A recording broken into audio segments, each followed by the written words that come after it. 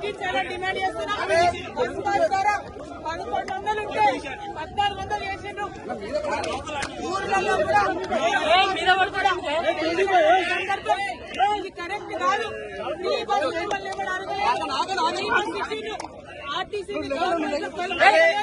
పైగా ఇప్పుడు ఆర్టీసీ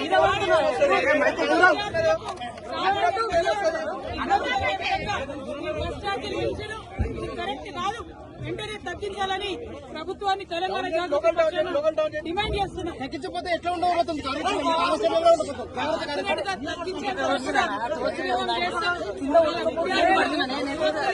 మహిళలు అందరూ కూడా